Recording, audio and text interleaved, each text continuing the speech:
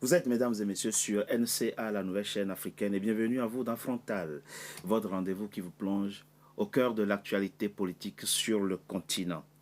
En 2050, c'est-à-dire dans un peu plus de 20 ans, l'Afrique abritera 2,5 milliards d'habitants.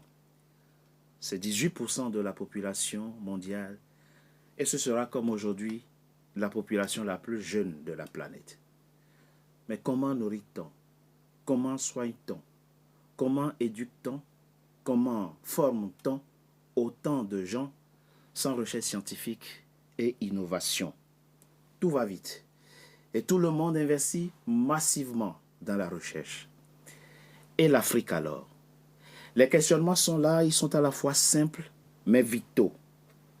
Qui contrôle la qualité des produits que nous importons et consommons? Qui contrôle la qualité des médicaments qu'il y a dans nos pharmacies? Contiennent-ils les mêmes molécules qu'en Occident et en Asie? Qui contrôle la qualité des vaccins que nous importons? Qui contrôle même la qualité des boissons que nous buvons, que nous importons et que nous buvons? Est-on souverain quand on n'a aucun contrôle sur ce qu'on introduit dans son corps? L'Afrique, l'inquiétant retard dans la recherche scientifique, c'est le thème de notre rendez-vous de ce jour, où j'ai le plaisir de recevoir 3 sachants africains. Dr Youmou Sayave, vous êtes médecin africain, inscrit dans la modernité, expert en santé publique. Vous êtes un pionnier, en tout cas un des pionniers de la télémédecine en Afrique, expert en télémédecine auprès de l'Union africaine. Nous parlerons de l'Union africaine dans cette émission, surtout de la projection qu'elle se fait du continent. Vous êtes le président, directeur général de Nazuki Global Medical Network, une structure spécialisée dans les soins médicaux à l'étranger, pour ceux qui voyagent, avec un accent particulier sur l'accompagnement. Merci d'avoir accepté notre invitation pour répondre à la question de la recherche scientifique sur le continent. Merci de m'avoir invité. Professeur Aimé Boni, vous êtes un cardiologue connu, politiquement engagé aussi pour que les choses changent dans votre pays, le Cameroun et sur le continent. Médecin, cardiologue et praticien des hôpitaux de France, mais vous pratiquez de temps en temps aussi en Afrique et au Cameroun, votre pays, vous enseignez la médecine à l'université de Douala. Vous êtes le président fondateur de l'association panafricaine de rythmologie. Vous êtes également le président fondateur de l'association panafricaine pour la recherche cardiovasculaire. Pourquoi la recherche scientifique reste le parent pauvre de nos politiques publiques? On en parle au cours de cette émission. Merci. C'est moi qui vous remercie. Merci, professeur, d'avoir accepté notre invitation. Claude Wilfried Ekanga, universitaire ayant fait vos études en Allemagne, un pays qui est à la pointe de la recherche scientifique, aussi bien en Europe que dans le monde, et ce, dans tous les domaines, y compris les sciences sociales. Vous avez fait des études, vous savez, avec votre expérience d'université en Allemagne, que pour mériter son titre de professeur, il faut faire des publications scientifiques régulièrement, sinon vous êtes banni de la communauté universitaire et scientifique. Alors est-ce que le milieu universitaire africain relèvera ce défi? On en parle au cours de cette émission. Merci à vous d'avoir accepté notre invitation. Merci, le plaisir est toujours le même. Évidemment, je préfère analyste à universitaire. Ne vous en faites pas, nous comprenons votre modestie. Chaque année, des milliers d'Africains finissent leur thèse de doctorat dans des disciplines diverses. Mais que deviennent-ils pour la plupart? Avant d'en parler, écoutons cet extrait d'un confrère camerounais, Auréal Tchoumi est son nom. Il cache à peine son indignation. Comment vous pouvez expliquer que dans un pays sérieux, que les gens prennent un doctorat, vont assaillir le Premier ministre pour revendiquer l'emploi? Parce que c'est ça. Je suis en colère parce que c'est nos aînés académiques qui nous mettent dans ce problème. On ne prend pas le doctorat pour travailler la fonction publique. Je vais m'aller plus loin. Tous les docteurs fonctionnaires ont des chefs de bureau 2. On doit les retirer de là. Parce que la recherche, tu prends le temps où pour mélanger recherche doctorale, recherche scientifique, pardon, et chef de bureau des archives au MINTP, chef de bureau, chef de cellule informatique. Tu prends le temps où ça ne s'accommode pas de ça. Les chefs de service dans la fonction publique, dans le gouvernement, ce sont des postes de gars qui ont fait Polytech, qui ont fait BTS, qui ont fait... ce sont des postes pratiques et pragmatiques. L'épistémologie des cycles, l'épistémologie scientifique est une épistémologie de recherche.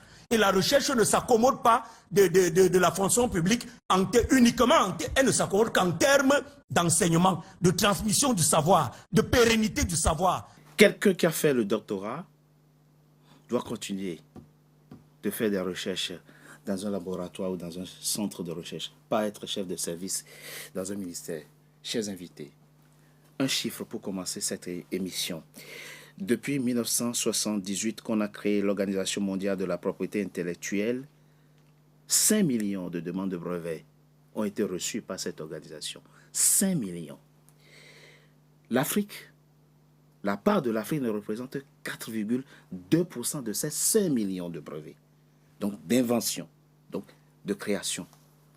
Comment et ces 4,2% concernent les pays comme le Maroc, la Tunisie, l'Algérie. Il n'y a que le Kenya qui se rapproche à peu près des pays de l'Afrique du Nord. En Afrique au sud du Sahara, c'est 2,2% de ces 5 millions. Professeur Boni, comment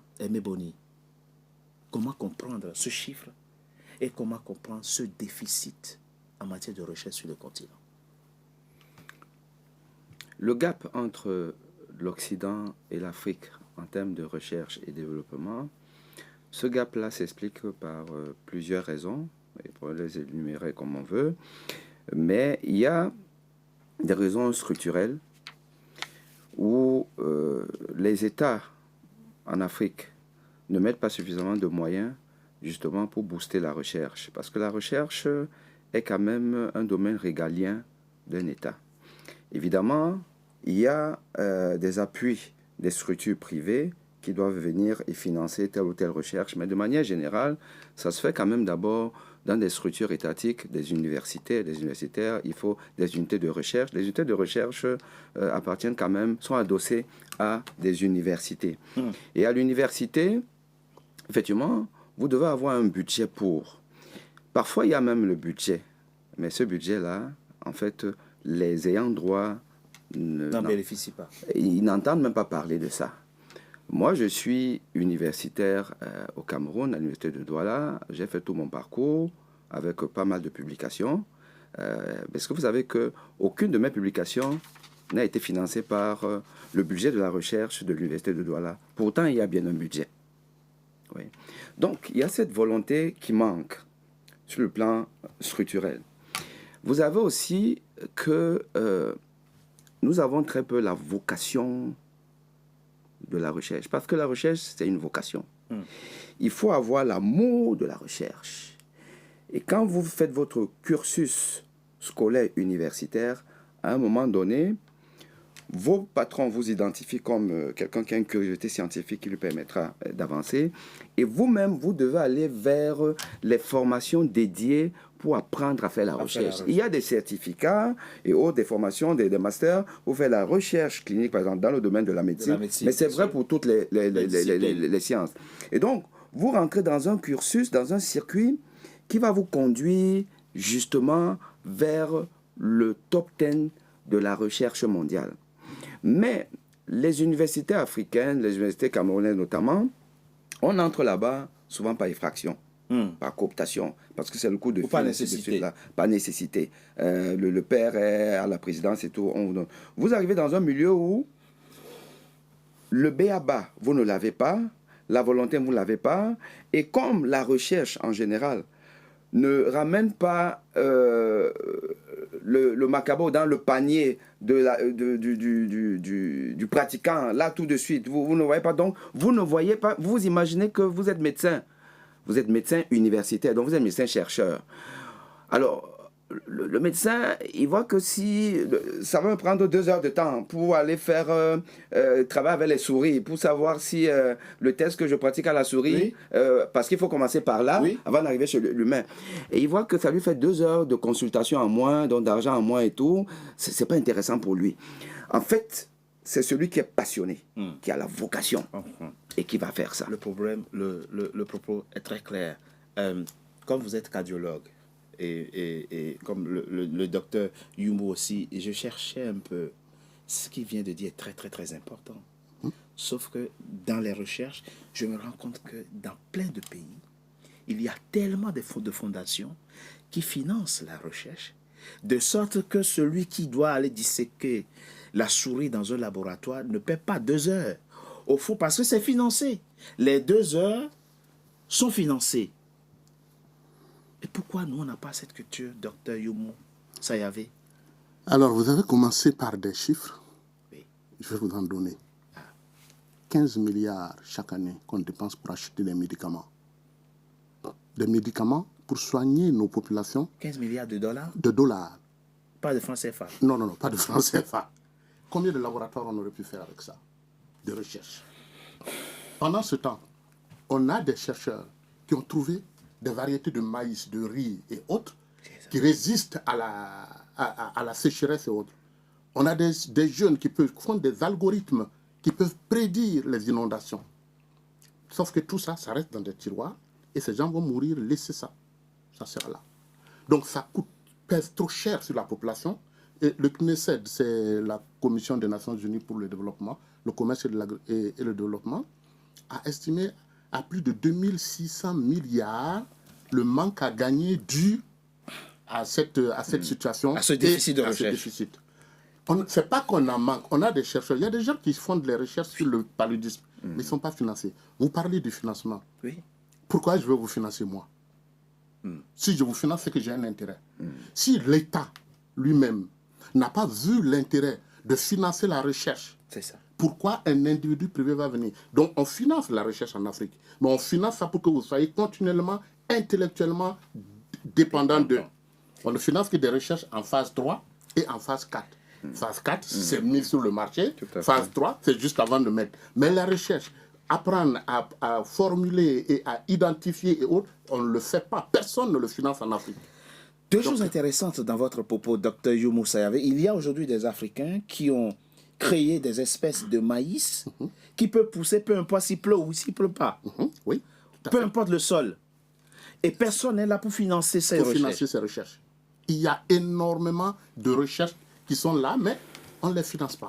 Et vous dites, si l'État n'y voit aucun intérêt, pourquoi Dangote irait financer une recherche au Cameroun, au Burkina Faso ou au Bénin ou au Togo, si les gouvernements de ces États eux-mêmes n'y voient aucun intérêt? C'est la question que vous posez. Regardez, on a 54 ministres de la recherche scientifique en Afrique. Vous l'avez dit tout à l'heure, combien de prix Nobel? Non. Combien de découvertes scientifiques majeures? Combien de brevets? C'est à pleurer. C'est à pleurer. C'est à pleurer. Et on est... Prenons l'Afrique. On a commencé la métallurgie pendant qu'eux, ils taillaient la pierre ici. Nos anciens, là, ils prévoyaient le climat avant les satellites. Et pourquoi aujourd'hui, pour acheter des lunettes, on va voir quelqu'un comme s'il nous avait pris nos yeux pour nous vendre des lunettes? Donc, on ne produit même pas notre propre savoir. On ne le produit même pas. Donc, on sera assis en train de regarder, spectateur de notre propre destin.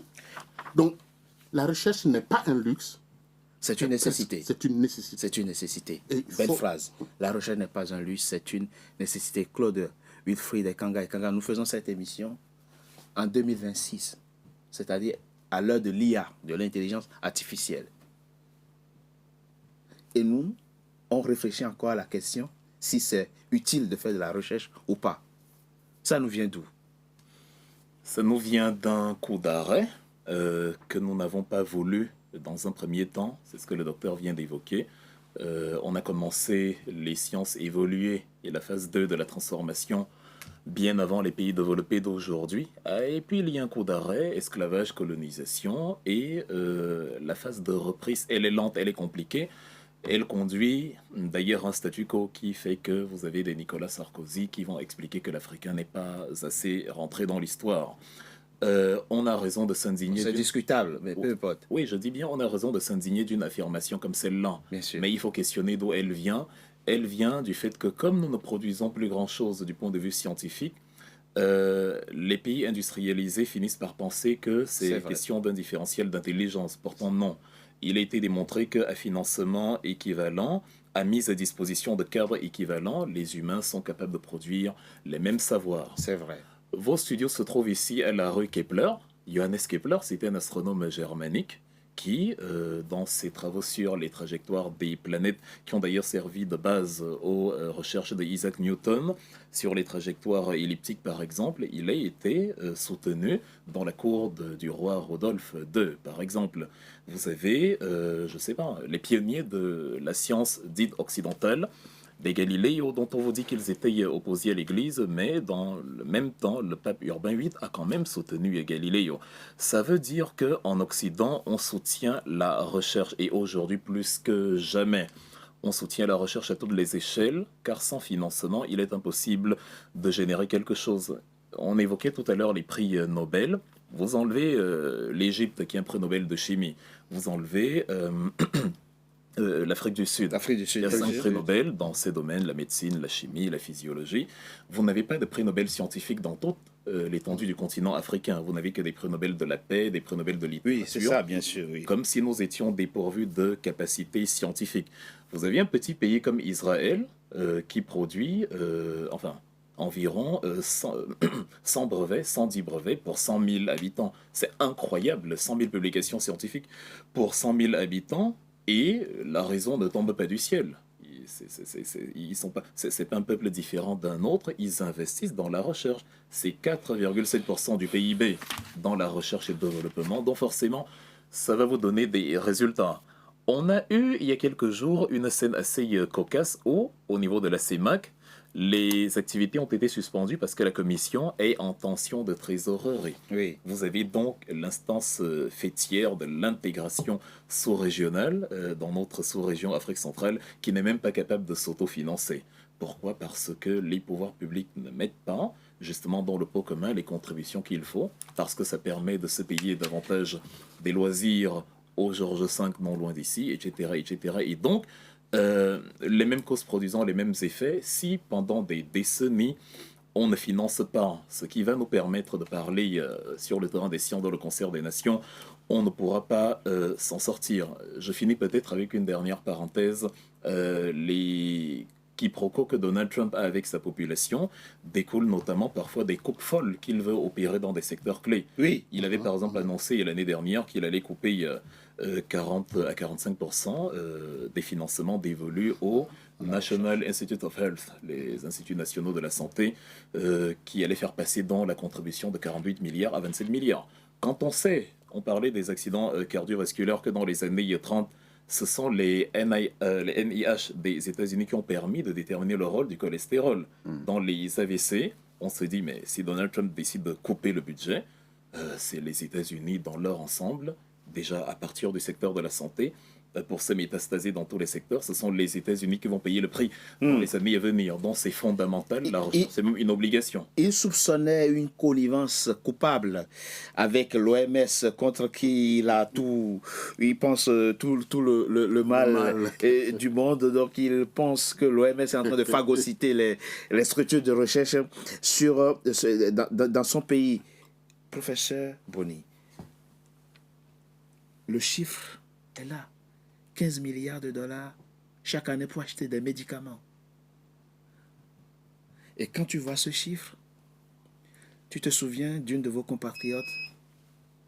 Elle s'appelle Assel Kabou, qui a écrit « Et si l'Afrique refusait le développement ?» Et elle dit, pour comprendre, je paraphrase, pour comprendre les causes réelles. Il est naïf, dit-elle, de penser que le sous-développement du continent est dû au manque de capitaux. Ce n'est pas un problème de ressources. Non. Non, ce n'est pas un problème de ressources. La ressource, on a. Il y a le manque de volonté de vision politique, ça on l'a dit.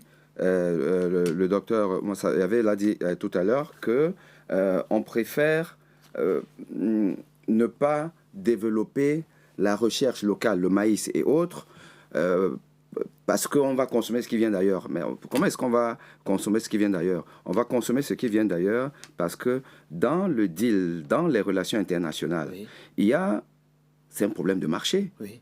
Quand Donald Trump va prendre Maduro, il va prendre Maduro, l'amener là-bas pour le pétrole, non? Oui. Alors, c'est aussi exactement pour la même raison que ceux-là vont dire aux dirigeants africains, non, non, votre maïs, là, c'est gentil. Dans la cardiologie, il y a eu l'histoire du cardiopathe, un Camerounais qui a mis en place un outil diagnostique important, mais ça n'a pas prospéré. Pourquoi? Parce qu'il y a l'intelligence étrangère qui vient... Se suppléer. Mais tout ça, c'est parce que nous n'avons pas, justement, la force de dire non Oui. à l'autre. Donc, nous ne sommes pas suffisamment nationalistes. Mais aussi, et je vais vous dire que, en réalité, les acteurs, nous, les acteurs de la recherche, est-ce que nous avons suffisamment la volonté de le faire? Je vous donne un chiffre rapidement. La Covid est arrivée là. C'était l'occasion pour tous les pays du monde de montrer chacun son savoir-faire. C'est ça. Il y a des pays qui ont réussi à avoir le vaccin. Les Russes, Oui. États-Unis, Allemagne, et nous, c'est des ainsi dons de suite. Là, l'Afrique, toute l'Afrique Oui. n'a pas eu de vaccin. Toute l'Afrique réunie. Ce que l'Afrique faisait, c'est consommer les produits qui venaient d'ailleurs, parmi lesquels la fameuse potion magique du professeur Raoul, vous le savez. Oui. Mais quand on est scientifique, quand on connaît la recherche, on sait et on savait que ce produit-là ne servait à rien. Parce que dans la méthodologie de recherche, il n'a pas été démontré que ça sauvait des vies. Mais vous avez des pays africains, beaucoup de pays africains, qui ont souhaité consommer ça. Pourquoi est-ce qu'ils ont souhaité consommer ça? Parce que les scientifiques, non, parce que les scientifiques africains n'ont pas mis en avant une certaine forme de recherche pour démontrer qu'on peut faire autrement. Et on a donc consommé ça. Le Cameroun a par exemple consommé ça pour qu'à un moment donné, quand on s'est dit que non, ça n'a vraiment pas marché, et on a arrêté. Alors que des pays occidentaux comme la France n'ont jamais consommé ça parce qu'il y a une rigueur méthodologique chez nous, enfin ici, là, qu'il n'y a pas là-bas. Donc les acteurs scientifiques africains ont un problème justement de compétence et de volonté à s'arrimer à ce qui se fait de bien dans le monde. D'où le discours de Nicolas Sarkozy. Moi, je ne suis pas tout à fait en désaccord avec lui. C'est un point important que vous évoquez là, mais on en parle dans la deuxième partie de notre émission après une courte pause. À tout de suite. NCA, désormais sur Free.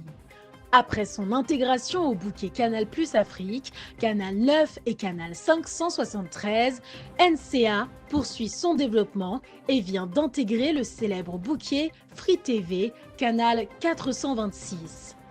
La chaîne panafricaine renforce ainsi son ancrage aussi bien en Afrique que hors d'Afrique. Le développement de NCA, c'est vous, nos téléspectateurs à travers le monde. NCA, la chaîne panafricaine de référence.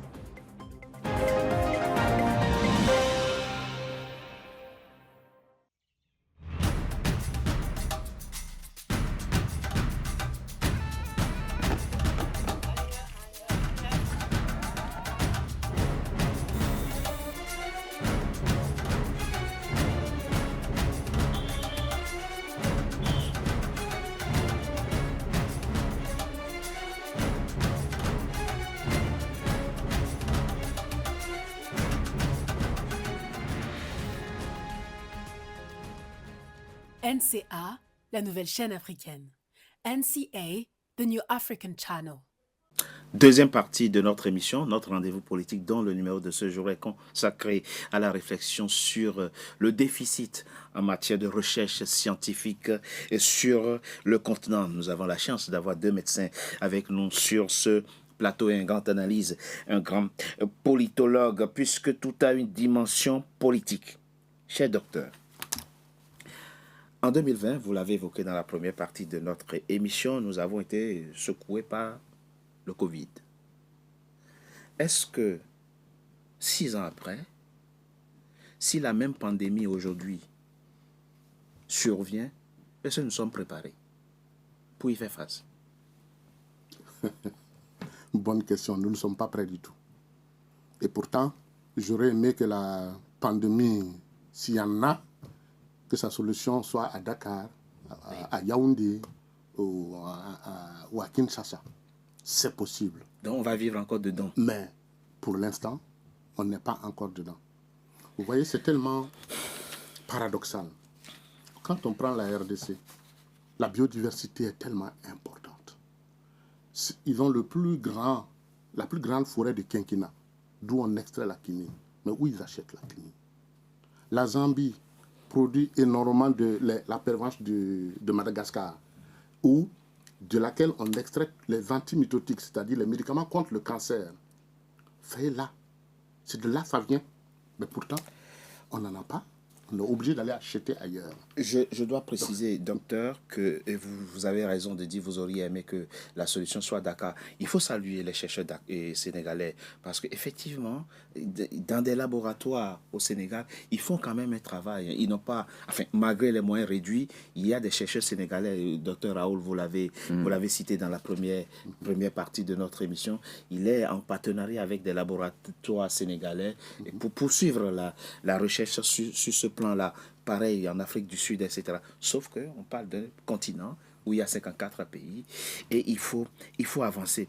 Alors, excusez-moi, si on quitte le domaine médical pour la vie tout court, le professeur l'a dit, nous consommons tout, nous importons tout. Docteur, qui contrôle dans nos ports la qualité des produits qui nous viennent de Chine, et des autres parties, je n'ai rien contre les Chinois, mais qui contrôle ce qu'ils nous envoient à mettre dans nos ventres? C'est l'exportateur, c'est ce que je veux dire. Parce que quand la Chine envoie, c'est elle qui fait rentrer, qui paye les douaniers à l'accueil, et puis ça rentre. On n'a aucun contrôle. On ne peut même pas contrôler la qualité des médicaments qu'on prend par la bouche. Donc, ce n'est pas les poulets congelés qui viennent d'Europe et qui tuent l'éleveur local. On ne peut pas contrôler ça. Même les friperies, ça vient par ballot dans nos marchés. Et c'est ça qu'on prend, on porte. Et on nous dit parfois conseiller que c'est moins cher. C'est vrai que c'est moins cher, mais on tue le riz local. On a des prairies, on a des jeunes, mais on consomme du riz thaïlandais. Mais c'est grave. Et les populations sont là, et elles auraient pu produire, mais on ne le fait pas, parce qu'il n'y a pas Et ça rejoint ce qu'on a dit tout à l'heure, la recherche n'avance pas, on n'investit pas dans la recherche, on laisse les gens se débrouiller, on nous dit consommer moins cher, c'est consommer malin, c'est consommer écologique, mais quand on consomme malin, là, la facture est faite ailleurs, hein. Elle n'est pas... La facture est faite ailleurs, et celui qui paye, c'est mon ami, le tisserand, qui va fermer. Et c'est les jeunes qui n'auront pas de boulot parce qu'il n'y a pas d'usine. Donc, on est dans une situation où on s'est laissé avoir, même quand le gars vient pour financer une recherche ou quelque chose, c'est parce que c'est lui qui va apprendre toutes les retombées. Donc, on nous envoie des choses, on prend, on consomme, on est tout content, alors que dans les faits, c'est ce qui nous tue. Claude Wilfrid Kanga, samedi matin, je suis panafricaniste, je vais marcher contre le néocolonialiste, contre l'impérialiste. Et le soir, je me sens mal, je vais à la pharmacie. J'achète un médicament que l'impérialiste a envoyé dans ma pharmacie. Où est la cohérence? Où est la souveraineté? Il est évident que la souveraineté doit être plus que orale. Sinon, on est dans ce que Thomas Sankara a expliqué quand il disait les grains de riz, de maïs, ce que vous avez dans votre assiette, c'est l'impérialisme. Il est compliqué de parler fort à quelqu'un dont on dépend. Celui qui produit ce que nous consommons peut imposer ses règles. Et c'est d'ailleurs ce sur quoi les grandes puissances misent souvent pour faire exécuter leurs desiderata. On a un cas avec la Russie, par exemple, suite à la crise ukrainienne depuis 2014 et l'annexion de la Crimée. L'Union européenne a entrepris de sanctionner la Russie en suspendant les exportations de céréales vers la Russie. Oui. Vous avez un pays comme la France qui produit entre 35 et 40 millions de tonnes de blé l'an, mais la Russie, justement, s'est servie de l'embargo pour trouver des alternatives endogènes. Et elle est devenue, comme ça, de manière mécanique, le premier exportateur mondial de céréales. Ironie du sort. Avant les sanctions, vous aviez carrément près de 80 millions de tonnes qui étaient exportées par la Russie. Et même depuis les sanctions, vous êtes encore autour de 40-45 millions. Donc il faut avoir une réponse concrète à une sanction concrètes. Monsieur Boni a évoqué Arthur Zhang tout à l'heure, le créateur ou le producteur du cardiopad. Il me rappelle aussi certains de mes amis que je connais personnellement, le docteur Stéphane Kemoué ou encore Arsène Thomas Biolay. Chacun dans son domaine a travaillé dans des secteurs qui peuvent servir à l'Afrique demain. Pour se débarrasser de l'impérialiste, on a besoin, entre autres, de l'indépendance énergétique. Vous avez des jeunes comme Thomas Biolay qui vont travailler à la production d'énergie à travers la fusion thermonucléaire. Ce sont des réactions chimiques qu'on trouve au cœur du Soleil et qui permettent justement d'éclairer la planète où nous vivons. Donc, à domestiquer cette énergie, on pourrait permettre à l'Afrique d'avoir de la ressource électrique ad vitam aeternam, mais il a été, plutôt que promu par les pouvoirs publics camerounais, il a plutôt été repéré par la Polytechnique de Turin, par la General Atomics aux États-Unis, et c'est comme ça que vous vous retrouvez avec les cerveaux africains qui travaillent pour des structures étrangères et qui les font briller, qui les font grandir. Les Américains ne sont pas premiers parce qu'ils sont plus intelligents. Vous allez à la Silicon Valley, plus de 40% de personnes qui y vivent, qui y travaillent, ne sont pas d'origine américaine. Bien sûr. On a simplement mis à disposition des savoirs acquis un peu partout. On a mis sur pied des centres de recherche, d'analyse.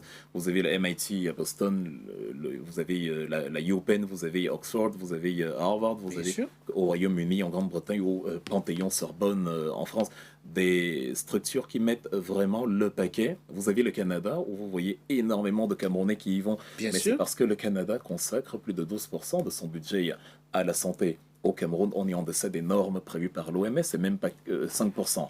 Donc forcément, mécaniquement, on se retrouve avec des pays qui font la grande gueule, qui crient la souveraineté, qui crient l'indépendance, mais qui, lorsqu'il faut justement faire parler le nerf de la guerre, l'argent, dans la recherche, on ne le fait pas. Ce n'est donc pas un hasard si l'Allemagne, que vous avez évoquée en introduction, que je connais très bien, vous dépose à ce jour plus de environ 95 brevets. Oui. Ils sont à peu près 90 millions, donc c'est un brevet par million d'habitants. C'est ça. Un prix Nobel par million d'habitants. C'est ça.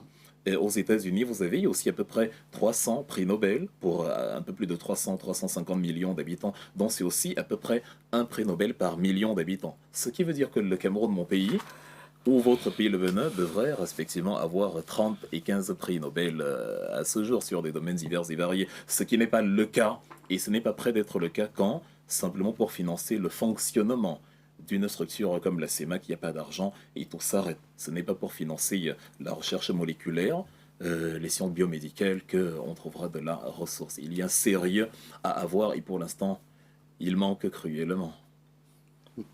Professeur Boni, et le cas de l'Allemagne que vous évoquez est un cas assez intéressant parce que même les étudiants là-bas, quand au début de l'année, on vous affecte un professeur, les étudiants vont faire des recherches sur lui pour voir qu'est-ce qu'il a publié. S'il n'a rien publié du tout, ils font une pétition pour rejeter celui-là. Nous ne voulons pas de lui parce qu'il est un scientifique paresseux, il ne fait pas de publication.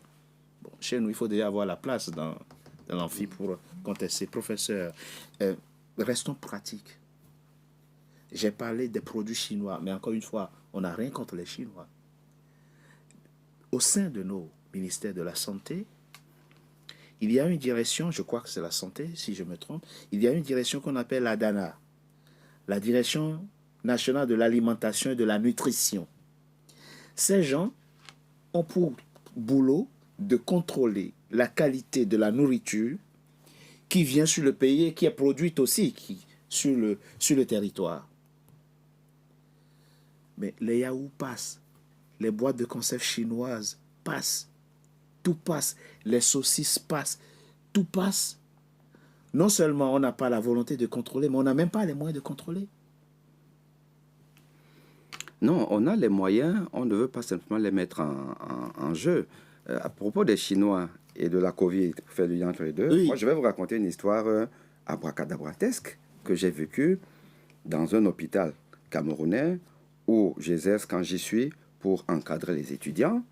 Je fais la visite avec mes étudiants, on fait la visite des malades, et c'était après la Covid. Vous voyez, la fameuse potion du professeur Raoul qui avait donc été adoptée par le ministère de la Santé camerounais avant d'être retirée après. À l'époque où ça l'était, donc les patients Covid dans les hôpitaux camerounais avaient tous 2 médicaments Donc, il y avait l'azithromycine Oui, et puis l'hydroxychloroquine. oui. Voilà, c'était un package. C'était dans le paquet de la prise en charge au Cameroun. Et moi, je fais la visite. Je suis surpris de voir une tablette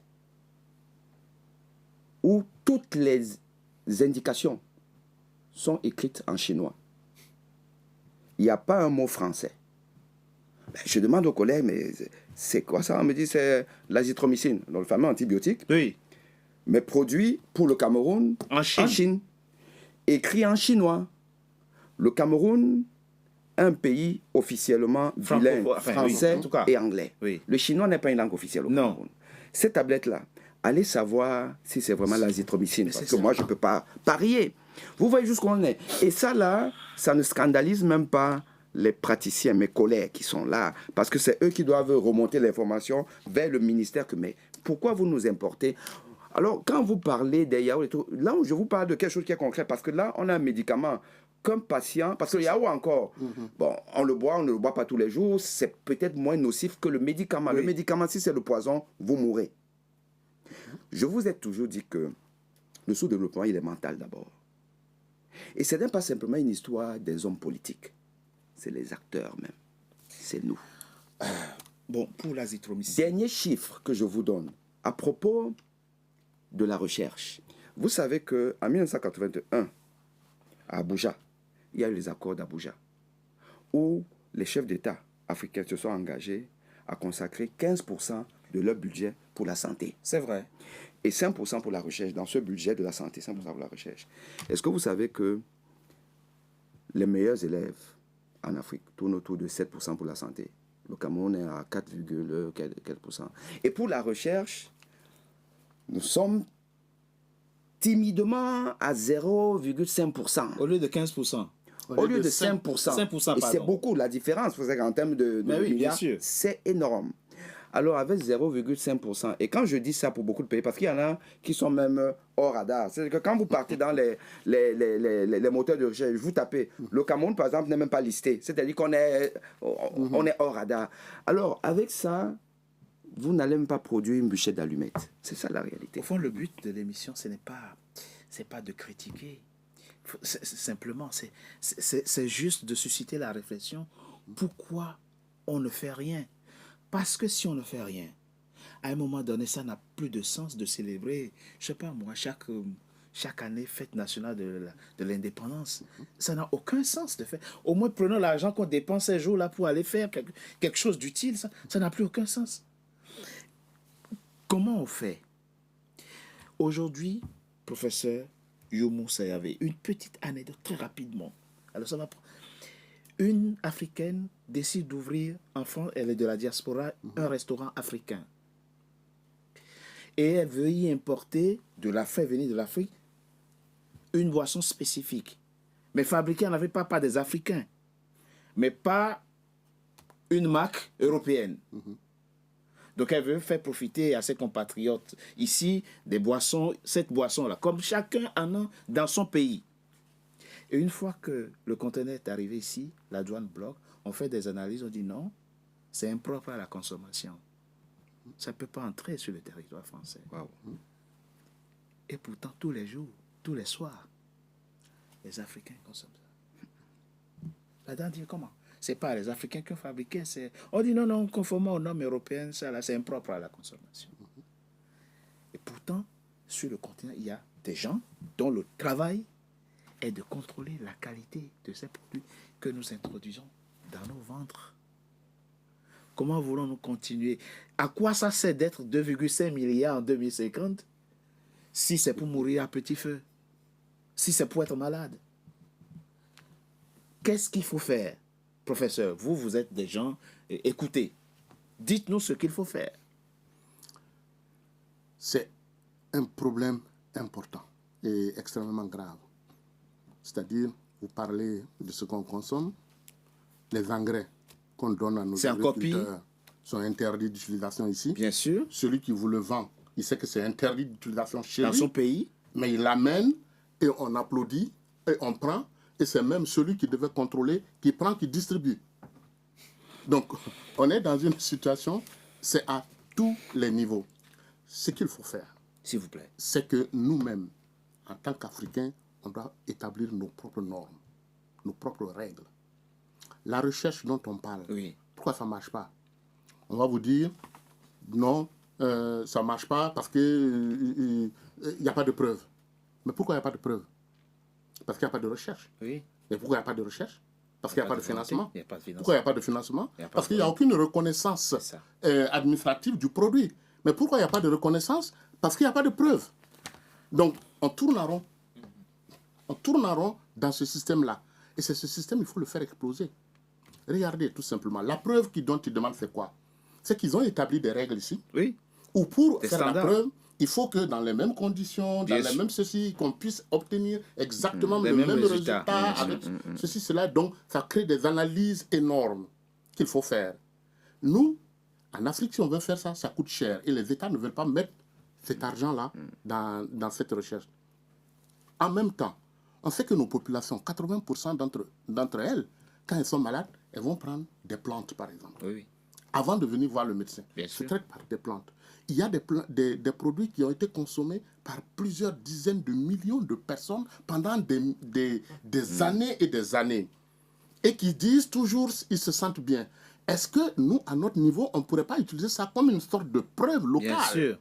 Et commencer à mettre D'essais nos normes. cliniques. D'essais cliniques, entre Et à guillemets. partir de là, dès qu'il y a cette preuve qu'on accepte, que l'État accepte que ce produit-là soit suivi et prescrit par les médecins qui vont le suivre et qu'il soit, par exemple, en pharmacie. À partir de ce moment, et que l'agriculteur ou le villageois qui a trouvé cette potion, qu'on mette son nom comme étant le responsable. Et après, on aura de l'argent pour faire l'analyse jusqu'au bout et arriver peut-être à extraire la molécule et le principe actif qu'il faut pour pouvoir l'utiliser. Donc, il nous faut des règles d'abord à nous-mêmes pour accepter. Regardez les Chinois, les Japonais, les Indiens. Au Japon, tous les médecins ils peuvent prescrire des médicaments normaux ou traditionnels. Oui, c'est vrai. En Ils Chine, font les deux. Ils font les deux. En Bien. Chine, c'est Pareil. pareil. Vous avez des populations qui n'ont jamais avalé un médicament Absolument. normal. Et ce sont des populations qui, à tout moment, peuvent arrêter la consommation des médicaments C'est modernes. Et ils soignent leur population Bien sûr. complètement. Mais ces médicaments, on ne peut pas les exporter parce qu'il n'y a pas eu, justement, cette étude de preuve dont Bien on sûr. parle. Mais ils font leurs preuves. mais ils font leurs preuves Absolument. chez eux. Absolument. Et donc, ils ont défini leurs preuves et ils les utilisent. Pourquoi on ne ferait pas la même chose? Les solutions, il y en a sans doute. Mais je propose qu'on marque une coup de pause. On se retrouve dans quelques instants pour la troisième et dernière partie de notre émission et pour évoquer d'autres solutions. NCA, désormais sur Free. Après son intégration au bouquet Canal+ Afrique, Canal 9 et Canal 573, NCA poursuit son développement et vient d'intégrer le célèbre bouquet Free TV, Canal 426. La chaîne panafricaine renforce ainsi son ancrage aussi bien en Afrique que hors d'Afrique. Le développement de NCA, c'est vous, nos téléspectateurs à travers le monde. NCA, la chaîne panafricaine de référence.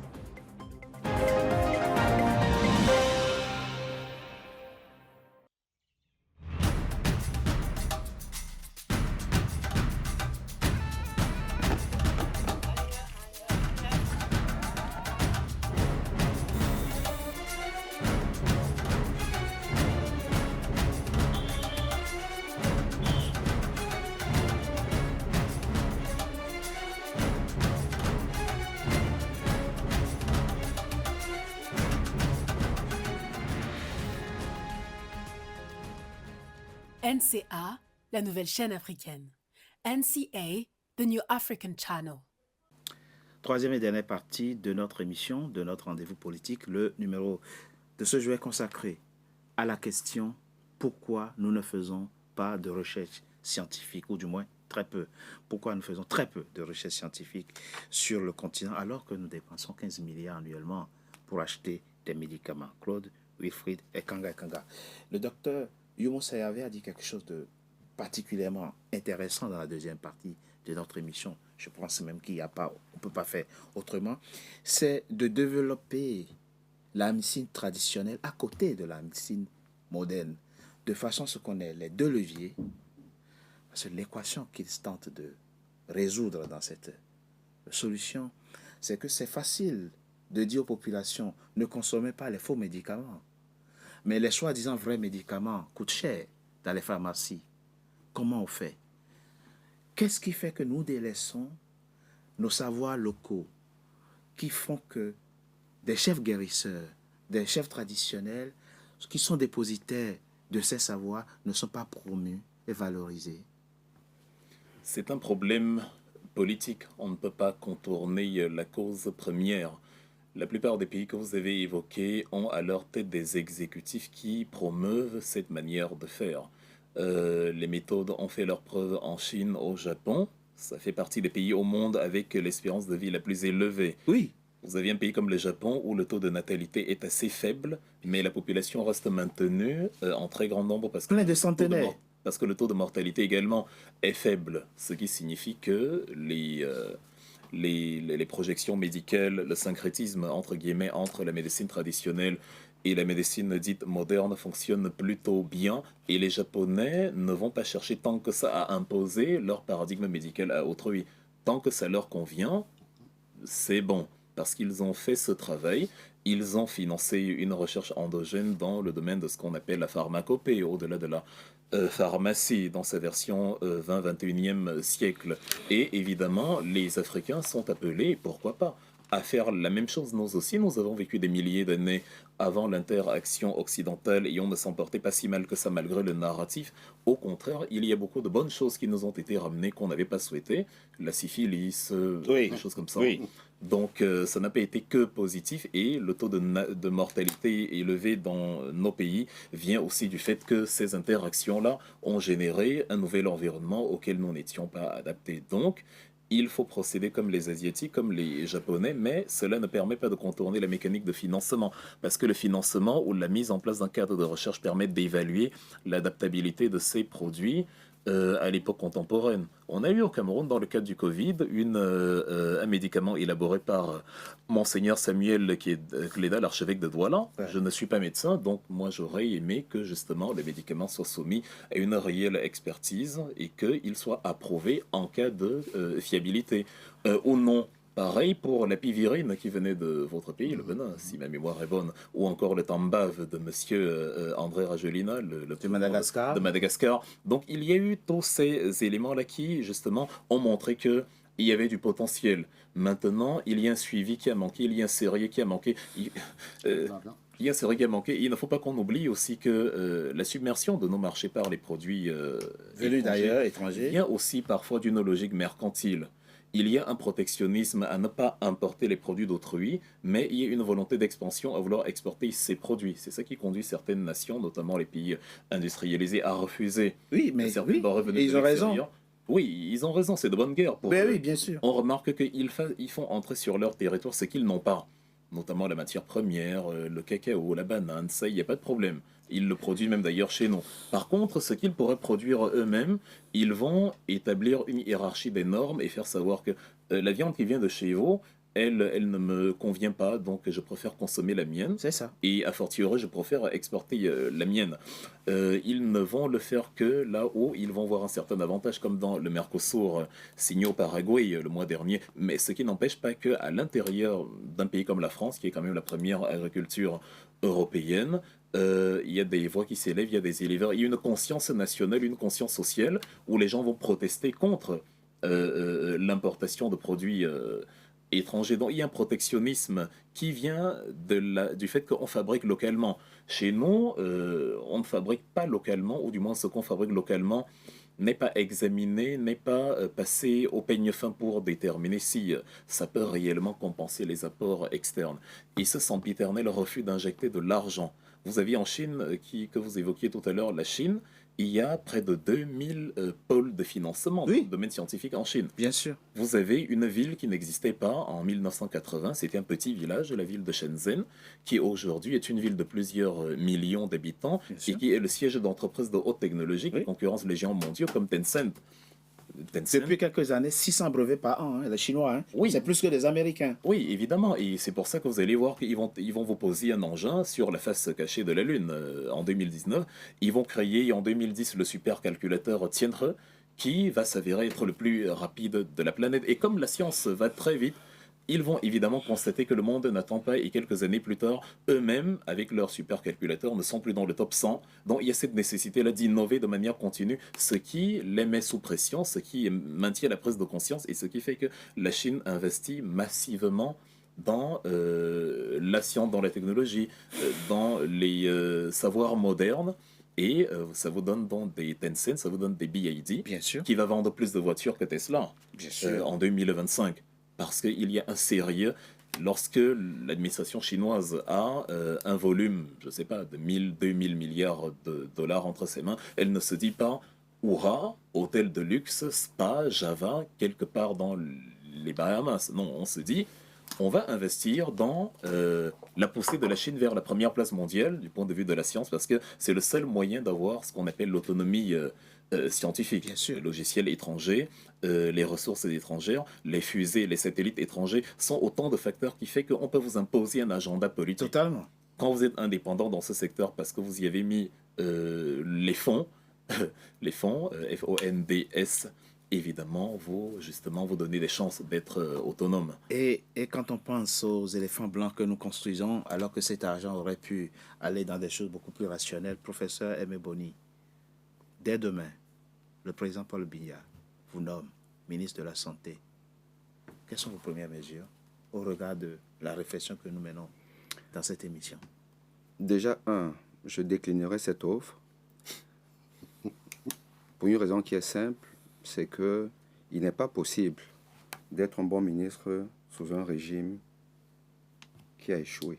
Ah, c'est politique, ça. Si, mais parce que, effectivement... Là, vous faites de la politique dans l'émission. Non, mais parce que vous ne pourrez pas implémenter des choses évidentes. On est d'accord. Alors, moi, je m'intéresse plus aux acteurs, parce qu'on a déjà dit, on a fait un constat, c'est que nous sommes dirigés par des personnes qui, pour la plupart, n'ont pas vraiment placé l'individu au centre de toute la politique de santé. Mais maintenant, on peut inverser la tendance si les acteurs du terrain adoptent des attitudes beaucoup plus vertueuses. Monsieur Ekanga parlait tout à l'heure de Monseigneur Cléda. Moi, ça m'amuse, parce qu'à propos de Monseigneur Cléda, j'ai un ami, professeur de gastroentérologie et chercheur à Montréal, camerounais, pour Saint-Jean-Chou, il va peut-être nous écouter, qui a proposé à Monseigneur Cléda, au pic justement de la Covid. De la pandémie. Et quand tout le monde était persuadé que son produit marche, enfin, tout le monde, ceux qui y pensaient, écoute, pour faire un saut qualitatif, démontrer que effectivement ça marche, je suis prêt à mettre mon laboratoire à votre disposition pour la démonstration scientifique telle que c'est connu dans le monde. À un moment donné, quand ça nous arrange, les Africains, oh, ça c'est des Blancs qui démontrent comme ça, là. Quand ça nous arrange, on consomme ce qui vient de... Mais vous ne pouvez pas convaincre le Chinois, le Chilien, je ne sais pas trop quoi, que votre produit marche s'il n'y a pas un essai clinique tel que la science mondiale selon les standards internationaux. Monseigneur Cléda n'a jamais répondu à sa demande. Et c'était gratuit. Est-ce qu'il n'a pas été mis sous pression par les pouvoirs publics? Bon, ça c'est un autre débat. Mais le fait est que ce n'est pas le seul.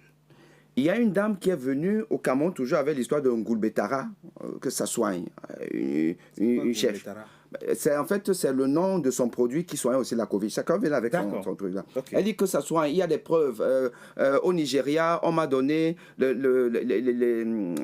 l'autorité nigériane qui a approuvé mon produit et tout. Je vous assure que moi, personnellement, je suis allé vers cette autorité nigériane. Est-ce que ce produit, tel que moi je le vois, est-ce qu'on m'a dit jamais?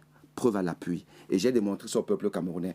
Je vais vous dire simplement une chose. C'est qu'en réalité, la différence entre les Chinois, les Américains et nous les Africains, c'est que dans la médecine dite traditionnelle en Afrique, il y a tellement de charlatans.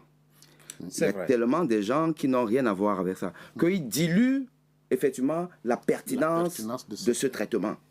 Et c'est pour justement essayer d'aider cette médecine-là. Parce que moi, en tant que médecin, je connais les limites de la médecine que j'ai apprise à l'école. Je connais.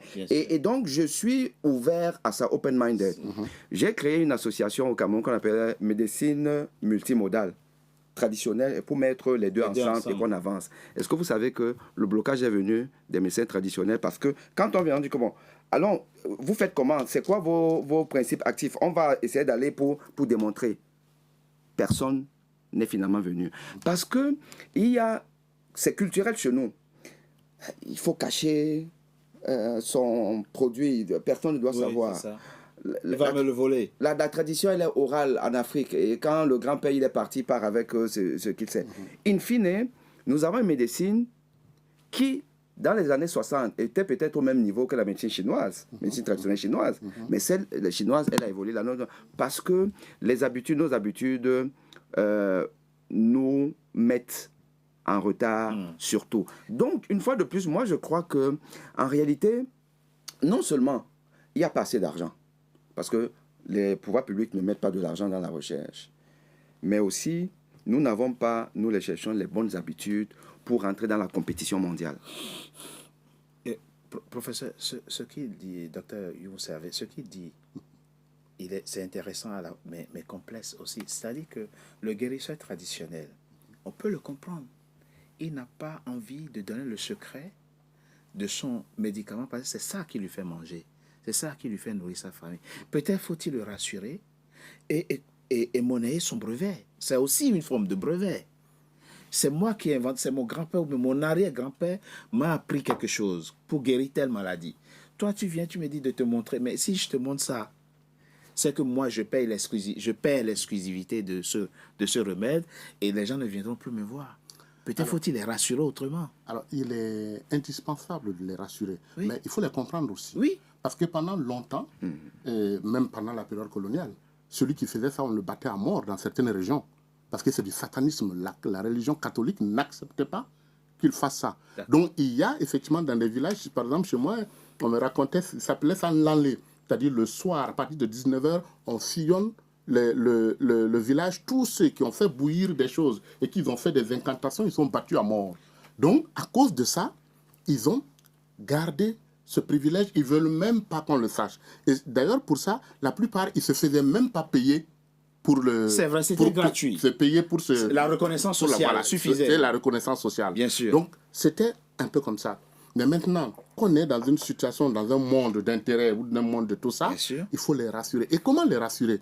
J'ai une expérience avec un chez vous d'ailleurs, au Bénin. C'est un curé, il est pharmacien, il fait des galéniques. Donc il arrive à extraire les principes actifs.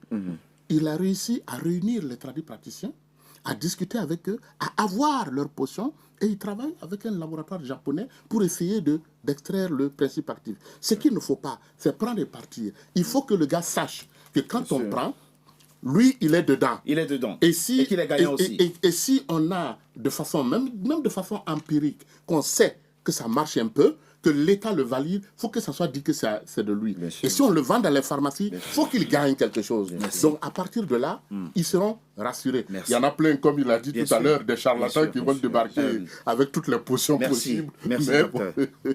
Claude Wilfried et Kanga, dernière question. Elle est osée, ma question. Excusez-moi. Pour que la boucle soit bouclée, quand on a fini de faire ce travail préalable qu'indique le docteur, à savoir rassurer les gens, mettre ensemble, le seul organisme aujourd'hui qui nous empêche de faire ce que nous voulons, de consommer ce que nous produisons, c'est l'OMS. Parce que quand ce n'est pas fait, quand les essais cliniques ne sont pas faits suivant les normes, les standards internationaux, dit pas question, vous ne commercialisez pas ça, nous déconseillons rigoureusement. Mais si on en sort, comme les Américains sont sortis en janvier 2025 de l'OMS. Donc, si, pour ne plus subir les pressions de l'OMS, et ça devient une décision politique, nous sortons de l'OMS et nous créons nos propres standards avec nos propres essais. Je sais que c'est pas facile. Dans l'état actuel des choses, c'est une impossibilité, en ce sens où ceux qui vont sortir de l'OMS vont s'empresser d'aller demander il y a des financements à l'OMS la semaine d'après pour la construction d'un petit hôpital. Tout à fait. Nous avons... Bon, ben, écoutez, bon, ben, allez-y, hein, mais je pense que j'ai la réponse à ma question. Dans mon pays, le Cameroun, le budget de la santé est en 2025 d'environ 297 milliards de francs CFA. C'est-à-dire, ce n'est même pas la moitié du budget d'un pays avec lequel on aime bien se comparer, la Côte d'Ivoire, qui dépasse les 600 milliards de francs CFA. C'est-à-dire que nous sommes en deçà des standards des 10 à 15% réclamés par le ministère par l'OMS. Et donc, à partir de là, quand vous n'arrivez même pas à vous soigner, quand des bébés meurent par manque de couveuse, quand vous avez besoin, il y a chaque fois de l'intervention de l'Agence française de développement, de la Banque mondiale, pour financer, mais vraiment des masques, des kits de première nécessité.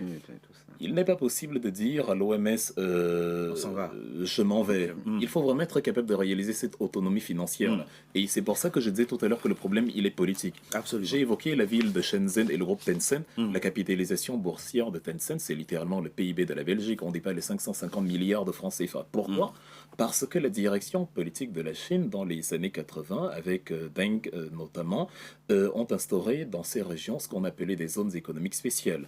Les investisseurs étrangers, les savoirs étrangers pouvaient s'implanter sur le terrain, mais avec obligation de nous intégrer dans le conseil d'administration et d'avoir un échange scientifique, pour ne pas dire partage de technologie. Il y a une projection, il y a une vision pour le bien du pays, le bien global. Je suis d'accord qu'il y a des charlatans, des gens qui, évidemment, si il y a une expertise scientifique sur leurs produits, on découvrirait le poteau rose et ils disparaîtraient de la circulation. Je sais que pour ces raisons, ils ne veulent pas justement s'y soumettre. Mais il faut déjà qu'il y ait, encore faudrait-il qu'il y ait des structures qui peuvent contrôler ça, qui peuvent... Voilà. Absolument. Parce que dans le domaine de la science, il n'y a pas de charlatanisme possible. Avec, je ne sais pas, Thomas Biolay ou Arthur Zan, ou des gens qui travaillent sur des projets tangibles. On n'a pas à dire il fait du charlatanisme, la fusion nucléaire, c'est pas ce qu'il dit. La fusion nucléaire, c'est ce qu'il dit. Fusion des atomes d'hydrogène et d'hélium, c'est un fait. Bon, ça c'est à financer, à encourager. Donc quand on ne le fait pas déjà sur des domaines factuels, ils ne peuvent pas se cacher derrière l'éventualité du charlatanisme pour dire on ne va pas financer, on ne va pas s'intéresser à la pharmacopée traditionnelle. En tout cas, le problème, il est politique. Il est politique. Tant que nos directions politiques en seront où elles sont, ce sera compliqué. Le Japon a une nouvelle première ministre, puisqu'on évoquait le Japon, Takaichi Sanae. Elle a décidé, pour pallier à la problématique, à la crise qui pénalise le Japon actuellement et à la relative stagnation de l'économie, de renflouer justement les investissements dans des secteurs clés pour assurer cette autonomie. La santé, le militaire, il n'y a pas de raccourci, il n'y a pas de voie de contour possible. Bien sûr. Il faut y mettre de l'argent public. Mais quand on a besoin de financement pour le siège de l'Union africaine, c'est peine perdue de parler d'autonomie. Il faut y mettre de l'argent. Et la bonne nouvelle, peut-être pour vous, professeur Aimé Boni, c'est que le ministre Manaouda Malachi vient d'annoncer 375 milliards de francs CFA de financement pour booster le secteur de la santé. Ça vous... En combien de temps? Déjà, ils peinent à mettre en place la couverture santé universelle. Donc, c'est quand même compliqué d'évoquer des chiffres comme ceux-là qui vont rentrer dans un système qui est poreux, où ça sort de partout. Voilà, et finalement, le citoyen qui doit aller à l'hôpital, qui a un accès compliqué à l'hôpital, qui arrive dans un hôpital où il manque de tout, c'est difficile qu'on soit dans une solution pérenne. Moi, je crois qu'il faut faire les choses différemment, et ce n'est pas Manaouda Malachi qui peut être la solution, parce que la solution, elle est structurelle. C'est pas des annonces, des effets d'annonce.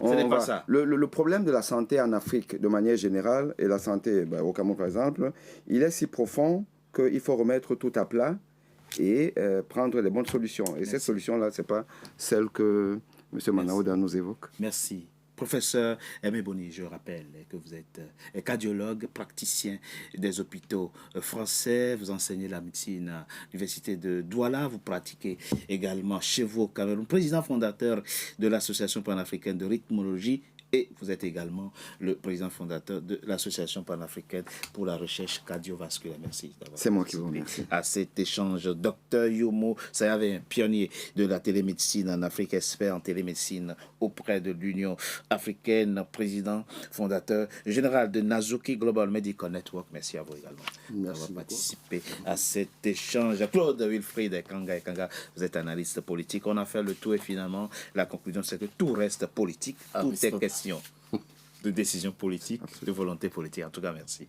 Merci, c'est un plaisir. C'est donc la fin, mesdames et messieurs, de Frontal, votre rendez-vous politique dont le numéro de ce jour, vous l'avez vu, a été consacré à la complexe problématique du déficit sur le continent en matière de recherche scientifique. En tout cas, merci d'avoir été nombreux en notre compagnie. Comme vous le savez, nous sommes désormais sur le bouquet Canal Plus Afrique 573 et en France sur Free 426. En tout cas, merci d'avoir été nombreux en notre compagnie. Restez fidèles à nos programmes. À très bientôt pour un nouveau numéro de Frontal.